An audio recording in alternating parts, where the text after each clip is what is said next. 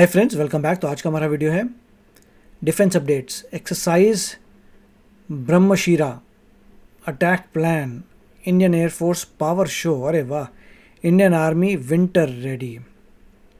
तो चलते हैं, शुरू करते हैं। जय हिंद डिफेंस लवर्स। आज की टॉप हेडलाइंस कुछ इस प्रकार है।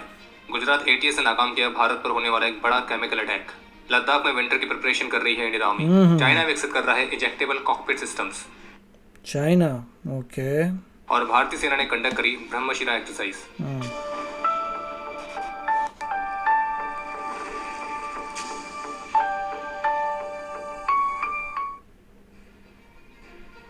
गुजरात एटीएस ने 3 व्यक्तियों को गिरफ्तार किया है ये नारकोटिक्स करे थे, क्या करे थे? जिनके नाम है डॉक्टर अहमद मोहिद्दीन डॉक्टर सैयद, आजाद सुलेमान शेख और मोहम्मद सुहेल मोहम्मद सलीम। और ऑफिशियल्स के मुताबिक ये तीनों ही भारत में वेपन्स और केमिकल्स की मदद से बड़े आतंकी हमले को अंजाम देने की योजना वेपन्स एंड केमिकल्स बना रहे थे। इनमें से जो डॉक्टर अहमद है वो हैदराबाद से है और बाकी के 2 उत्तर प्रदेश से हैं। क्या हालत हुई है इनकी यार।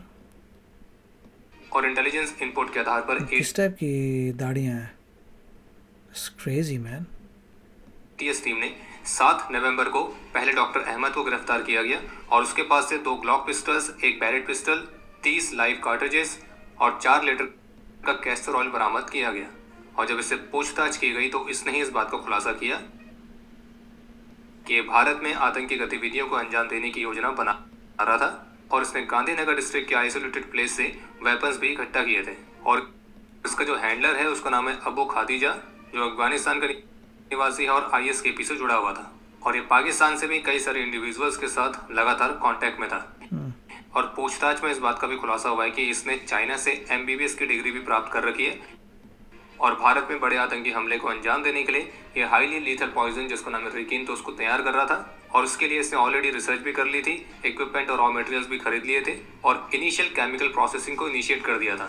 और जो सैयद है हाईली एजुकेटेड है लेकिन हाईली रेडिकलाइज भी है और इस पूरी कॉन्स्पिरेसी के हिस्से के तौर पर इसने फंड इकट्ठा इनकी ये हालत क्या बनी हुई है दाढ़ियों की? I don't understand. करके लोगों को रिक्रूट करने की योजना भी बनाई थी। अलाउड नहीं होता क्या ट्रिम करना दाढ़ी को? और एटीएस ने उन लोगों को भी गिरफ्तार किया है जिन्होंने सैयद को ही वेपन सप्लाई किए थे।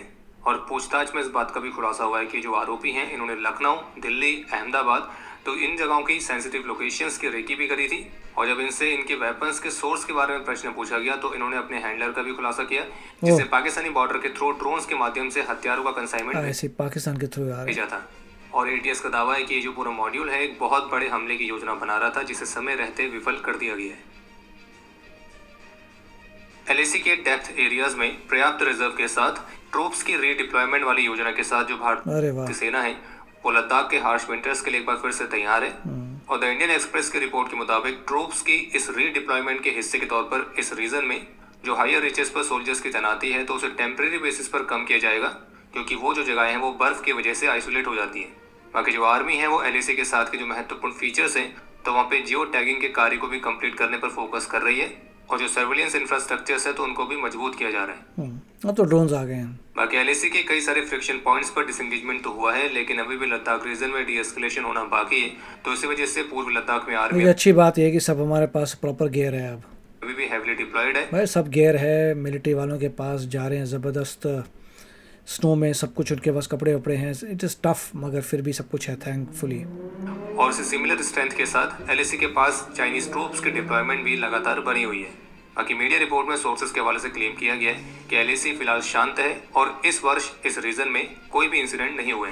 बाकी इंडियन एक्सप्रेस की रिपोर्ट में सोर्सेज के हवाले से कंफर्म किया गया है कि एलएसी को लगातार और व्यापक रूप से मॉनिटर करने के लिए एक कॉम्प्रहेंसिव सर्विलेंस नेटवर्क का इस्तेमाल करना जारी रहेगा, जो कि हर समय आसपास के क्षेत्र में निगरानी करने में मदद करेंगे। Very good. और पूरे विंटर सीजन में लेटेस्ट सर्विलेंस डिवाइसेस के साथ बॉर्डर डोमिनेशन लगातार बना रहेगा।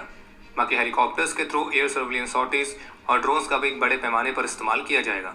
बाकी अगर इस रीजन में जरूरत पड़ेगी तो लिमिटेड कोऑर्डिनेटेड पेट्रोल्स भी कंडक्ट किए जाएंगे।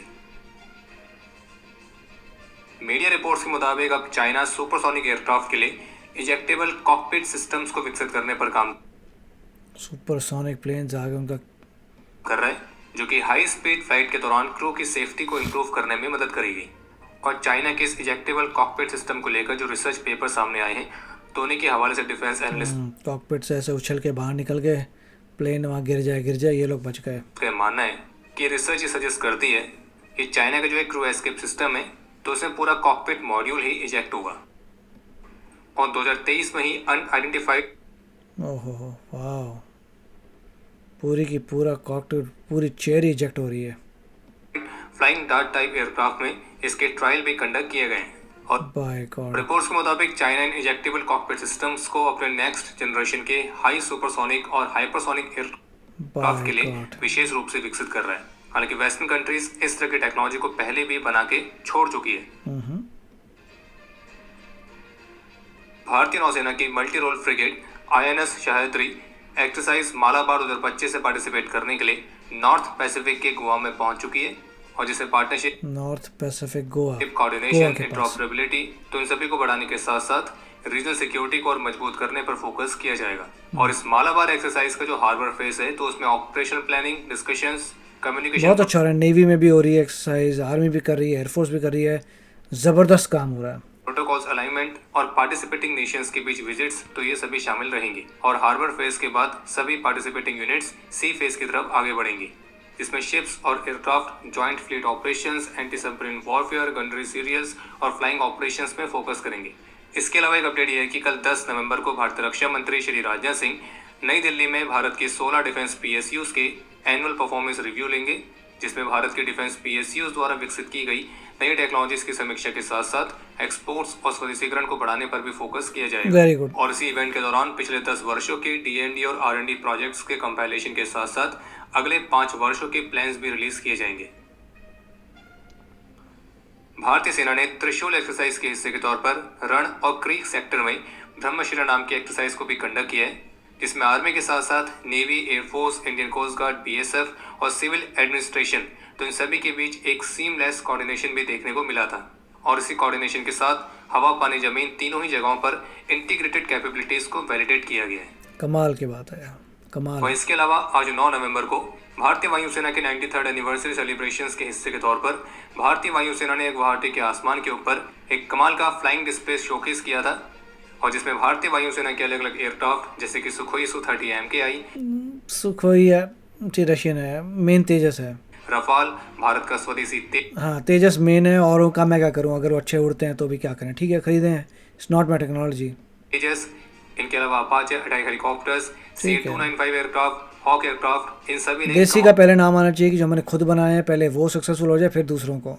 पर समझ सकता हूँ आपको चाहिए डिफेंस के लिए अभी के लिए थी और इससे संबंधित बिल्कुल HD क्वालिटी की वीडियोस भारतीय रक्षा मंत्रालय के ऑफिशियल X हैंडल में पोस्ट की गई। हाँ बहुत प्यारी बात है, ये जिस तरीके से वीडियोस देते हैं दैट्स वेरी गुड कि जबरदस्त दिखाते हैं। इसके अलावा जम्मू कश्मीर में आतंकी सपोर्ट नेटवर्क को डिसमेंटल करने के लिए आज लगातार दूसरे दिन भी मेजर ऑपरेशंस जारी थे और अभी तक इस प्रमुख ऑपरेशन के हिस्से के तौर पर जो मल्टीपल रेड्स पूरी वैली में कंडक्ट की गई हैं तो उसमें अभी तक करीब 9 लोगों को डिटेन किया गया है जिनमें एक महिला भी है और JKNOP से लिंक रखने वाली करीब 30 से अधिक लोकेशंस पर भी सर्च कंडक्ट की गई हैं और ये जो ऑपरेशन है मुख्य रूप से क्रेडिबल इंटेलिजेंस इनपुट्स के आधार पर ही लॉन्च किए गए हैं जिसका प्रमुख उद्देश्य है जम्मू कश्मीर में आतंकियों के लोकल नेटवर्क को डिस्टर्ब करना। बिल्कुल, बहुत ही अच्छी न्यूज़ थी, वेरी नाइस, बहुत अच्छा लगा देखकर। इसमें एक अच्छी बात यह है कि कुछ बड़ा ज़बरदस्त रेडीनेस चल रही है, काफ़ी एक्सरसाइजेज हो रही हैं, काफ़ी न्यूज़ आ रही है, काफ़ी इक्विपमेंट चेक हो रहा है, तो बहुत कुछ चल रहा है रेडीनेस के लिए which is looking very good कि ऐसे रेडी रहना चाहिए। रिसर्च हो रही है, बीच में चाइना की बात कर रहे हैं, ओके फाइन, चाइना तो काफ़ी आगे जा चुका है, we have to catch them up. और अग्नि 6 के लिए न्यूज़ आ रही है बट अग्नि 6 की अगर रेंज 10,000 है देन इट इज़ ओके, आपको चाहिए 20,000 डबल और 22 एक्चुअली चाहिए, तो मगर फिर भी इंक्रीमेंटल प्रोग्रेस है, धीरे धीरे अगली भी आएंगी विच इज़ वेरी गुड। तो आप बताइए आपके क्या विचार हैं, मिलेंगे अगले वीडियो में, टेक केयर, बाय बाय। तो अगर आप मेरे इस चैनल पे नए हो तो जल्दी से सब्सक्राइब के बटन को हिट करो और बेल आइकन को क्लिक करो ताकि आपको मेरा जब नया वीडियो मैं लगाऊं आपको उसके बारे में जल्दी से पता चल जाए।